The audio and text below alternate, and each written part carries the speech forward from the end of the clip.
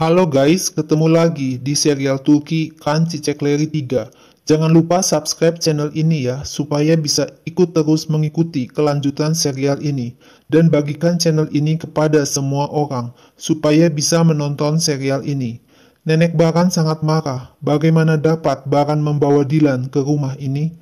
Paman Baran, Hasan, berkata, Baran tidak dapat membuat keputusan atas nama Baran sendiri. Baran bilang ini adalah yang terbaik untuk setiap orang. Hasan mengatakan kalau hutang darah adalah hutang harga diri. Baran tetap ngotot kalau masalah ini ditutup di sini. Setiap orang harus menghormati keputusan Baran. Baran langsung memegang tangan Dilan dan disuruh masuk ke dalam mobil. Said masuk rumah sakit di antara semua anggota keluarganya. Cevdet memeluk Sumrud untuk menenangkannya kalau tidak ada sesuatu yang akan terjadi. Hanife menangis terus melihat kondisi Said. Dilan dimasukkan lagi ke dalam ruangan dan protes mengapa Baran menikahi Dilan dengan paksa. Baran menjelaskan kalau Dilan tidak ingin kakaknya Cevdet meninggal dunia, Dilan harus mau menikah dengannya. Dilan ingin agar Baran memberitahu ada hutang apa. Baran menarik lagi tangan Dilan dengan paksa dan memasukkannya ke dalam mobil. Dilan dibawa ke makam ibu Baran. Baran bilang ayah Dilan, Said, telah membunuh ibu Baran. Apakah Dilan tahu kalau Said yang membuat ayah Baran kondisinya lebih buruk daripada kematian? Dilan tidak percaya apa yang dikatakan Baran kalau ayahnya membunuh ibu Baran. Baran harus menikahi Dilan supaya orang yang tidak bersalah tidak celaka. Tidak ada cara yang lain. Nenek Baran menyuruh Deria untuk istirahat di kamar sementara waktu karena Deria menangis terus. Cihan marah kepada Baran karena pembunuh ibunya bakal menjadi keluarga. Baran berkata ia melihat Cihan marah. Ini adalah solusi yang paling benar. Cihan ngotot, ini bukan solusi terbaik, dan Cihan menuduh Baran tidak bisa memecahkan masalah. Cihan pergi meninggalkan Baran dengan kemarahan. Baran mengikuti Cihan yang pergi dengan mengendarai motor. Semua gembira setelah mendengar keterangan dokter kalau Said baik-baik saja. Said berpesan kepada Cevdet kalau sesuatu terjadi pada Said, Said mempercayakan ibu dan adik-adiknya kepada Cevdet. Cihan pergi ke makam ibunya dan mengeluh kalau Baran masih menyembunyikan kebenaran, tidak mau memberitahu kepada Cihan sampai sekarang. Cihan tidak akan pernah memaafkan Baran. Sekarang Baran menikahi putri pembunuh ibunya. Cihan merasa malu mempunyai kakak seperti Baran. Cihan berharap ayahnya akan sehat. Cihan tidak akan membiarkan hal ini terjadi. Jika Baran tidak dapat melakukan apa yang diperlukan, Cihan akan melakukannya. Cihan tidak tahu kalau Baran mendengarkan curhatan Cihan kepada makam ibunya. Baran bercerita, pada suatu hari ketika ia bermain bola di jalan, ada 3 anak datang dari daerah kampung. Mereka ingin bola Baran, tapi Baran tidak mau memberikan bolanya. Tiba-tiba 3 anak itu menyerang Baran. Baran membela diri sendirian. Baran ingin membalas dendam kepada 3 anak itu, tapi ibunya mengatakan agar Baran tidak marah kepada 3 anak kampung itu. Setiap balas dendam akan menyebabkan balas dendam yang lain, dan pada akhirnya setiap orang akan tersakiti. Jika ibu Baran masih hidup, pasti melarang untuk balas dendam. Baran hanya mencoba memberitahu kepada Cihan. Cihan bilang ia bahkan tidak ingat apa yang dilakukan ibunya dan tidak mempunyai kenangan bersama ibunya. Tapi Baran mencoba untuk membawa putri pembunuh ibunya masuk ke rumah Baran. Cihan mengambil kendi yang ada di makam ibunya dan memecahkan kendi itu. Cihan menunjukkan kalau ia sudah hancur berantakan berkeping-keping ketika ibunya meninggal dunia. Teman-temannya memeluk ibunya dan menangis, sedangkan Cihan hanya bisa meneteskan air mata tanpa henti. Baran mengatakan mengapa Cihan tidak mau mengerti kalau balas dendam bukan solusi penyelesaian. Baran tidak mau kehilangan Cihan lagi, tapi Cihan tetap ngotot. Ia tidak akan pernah memaafkan Baran dan pergi meninggalkan Baran dengan marah. Malam harinya, Said pulang ke rumah bersama keluarganya. Nenek Baran berkata, ia akan memutuskan untuk melakukan cara yang ia tahu harus bagaimana. Baran marah karena ia harus menikah dengan Dylan supaya tidak ada darah lagi yang dikorbankan. Tidak akan ada akhir untuk ini sampai kasus ini ditutup. Baran akan meneruskan untuk hidup dengan mereka. Nenek Baran bilang, Baran sengaja menempatkan diri dalam kematian. Nenek Baran pergi meninggalkan Baran dengan hati kesal. Diam-diam Sumrut pergi keluar rumah untuk melapor ke kantor polisi, tapi ketahuan oleh ibunya Hanife.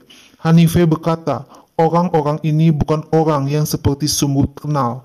Bila Sumrut lapor ke kantor polisi, Sumrut akan membuat mereka sekeluarga dalam kesulitan, baik Dylan maupun mereka sekeluarga. Tapi Sumrut ngotot ingin lapor sehingga Hanife menampar pipi Sumrut. Hanife mengatakan agar Sumrut mendengarkan kata-katanya, karena ini menyangkut kematian Cevdet. Sumrut disuruh masuk ke kamar tidurnya. Diam-diam Said menangis sedih mendengar pertengkaran Hanife dengan Sumrut dan melihat Cevdet pergi meninggalkan rumah. Deria masuk ke kantor Baran, duduk di kursi Baran dan mencium jas Baran. Deria membayangkan dirinya menjadi istri Baran. Deria kaget mendengar suara Baran dan cepat-cepat bersembunyi di belakang pintu. Asisten rumah tangga Baran masuk dan mengambil jas yang ada di kursi Baran.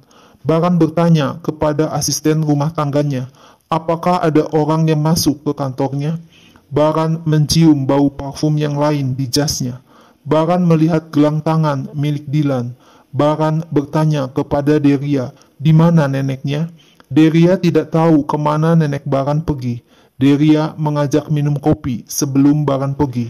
Tapi Baran menolaknya karena ia mempunyai bisnis yang menguntungkan. Nenek Baran datang dan meminta agar pintu ruangan Dylan dibuka. Nenek Baran bertanya mengapa Dylan diikat dan dikunci. Penjaga mengatakan Dylan berusaha kabur kemarin. Nenek Baran menyuruh penjaga membuka ikatan dan plester di mulut Dylan. Nenek Baran memberitahu Dylan, apapun yang Baran katakan, Dylan jangan pernah mau menerima. Nenek Baran menyuruh Dylan pergi dari sini.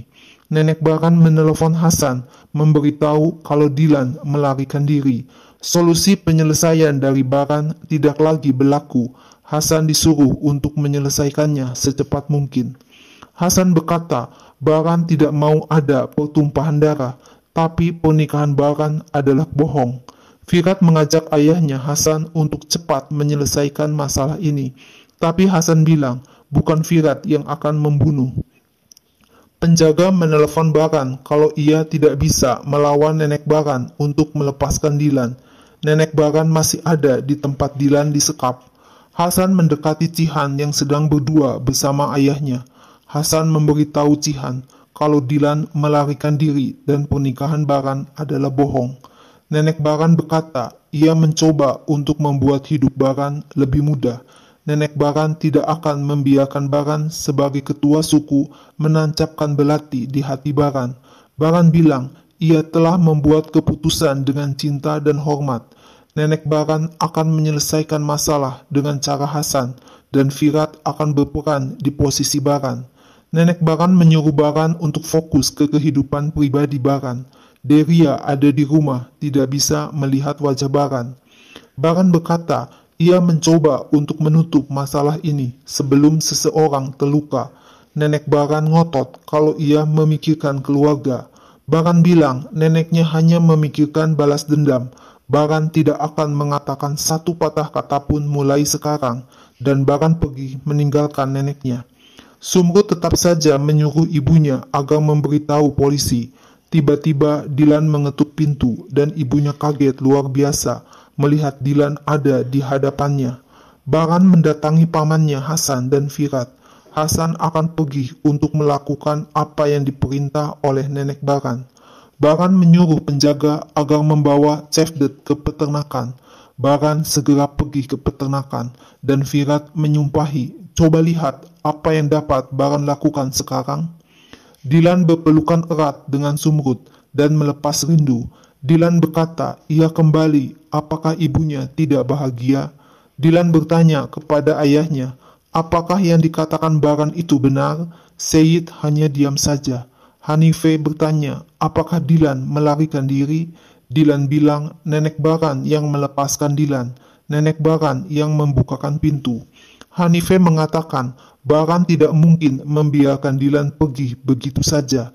Dilan disuruh kembali ke sana, supaya tidak terjadi masalah pada mereka semua. Baran berusaha menelepon Cihan, tapi telepon tidak diangkat. Cihan datang ke toko Cevdet dengan naik motor. Cihan mengeluarkan pistol dari saku bajunya dan hendak menembak Cevdet. Tapi tiba-tiba datang Baran menghadang Cihan. Baran bertanya, apa yang Cihan lakukan di sini? Cihan akan melakukan apa yang Baran tidak dapat lakukan. Cihan minta agar ia saja yang menembak Cevdet karena ia sangat senang membunuhnya. Baran menunjuk dada Cihan dengan jari telunjuknya dan mengatakan ia tidak ingin Cihan dipenjara seumur hidup pada saat umur Cihan segini. Baran minta agar Cihan memberikan pistol itu. Cihan memberikan pistol kepada Baran dan pergi meninggalkan Baran. Baran menyuruh penjaga untuk menangkap Cevdet dan membawanya ke tempat Baran. Seyit berusaha menelepon Cevdet, tapi telepon tidak diangkat. Hanife berkata kalau orang-orang Baran sangat buruk, mereka hanya merusak persetujuan yang mereka buat dengan Seyit. Seyit menelepon Chevrier yang datang ke toko, dan Chevrier memberitahu kalau Cevdet tidak ada di toko.